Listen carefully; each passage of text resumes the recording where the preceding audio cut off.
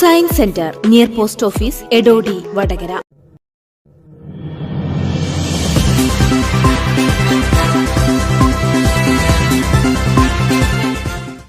കണ്ണൂർ അഴീക്കൽ തീരത്ത് നിന്ന് 81 കിലോമീറ്റർ അകലെ കപ്പൽ അപകടത്തിൽപ്പെട്ട സാഹചര്യത്തിൽ വടകര തീരദേശ മേഖലയിലും കോസ്റ്റൽ പോലീസിന്റെ ജാഗ്രതാ നിർദ്ദേശം.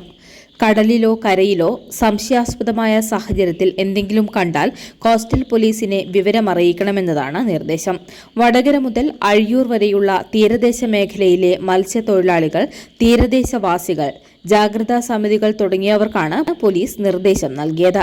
നിരീക്ഷണത്തിന്റെ ഭാഗമായി കോസ്റ്റൽ പോലീസ് തീരമേഖലയിൽ റെസ്ക്യൂ ബോട്ടിൽ പരിശോധന നടത്തി. കപ്പൽ സുരക്ഷിതമാക്കിയെങ്കിലും നേരത്തെ കടലിൽ പതിച്ച ചില കണ്ടെയ്നറുകൾ 3-4 ദിവസത്തിനകം കേരള തീരത്ത് അടുക്കാനുള്ള സാധ്യത തള്ളിക്കളയുന്നില്ലെന്ന് കോസ്റ്റൽ പോലീസ് പറഞ്ഞു.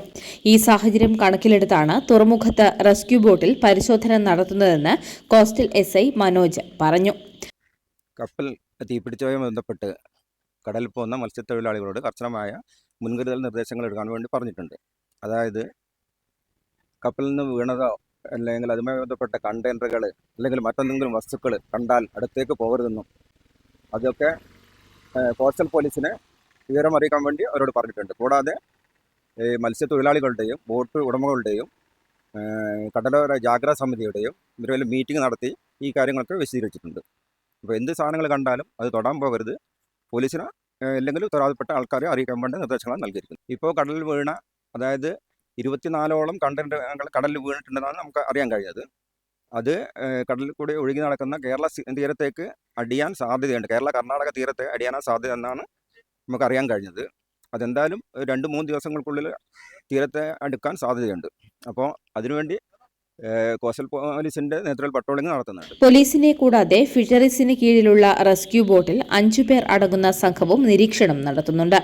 ട്രോളിംഗ് നിരോധനം നിലവിലുള്ളതിനാൽ പരമ്പരാഗത മത്സ്യത്തൊഴിലാളികൾ മാത്രമാണ് കടലിൽ മത്സ്യബന്ധനം നടത്തുന്നത്. മറ്റ് വലിയ ബോട്ടുകളൊന്നും കടലിൽ ഇറങ്ങാത്തതിനാൽ ആഴക്കടലിലെ വിവരങ്ങൾ ലഭിക്കാൻ ബുദ്ധിമുട്ടാണ്. എന്തുതന്നെയായാലും അടിയന്തര സാഹചര്യങ്ങളിൽ സജ്ജമായിരിക്കാനുള്ള നിർദ്ദേശമാണ് താങ്കൾക്ക് ലഭിച്ചതെന്ന് പോലീസ് പറഞ്ഞു.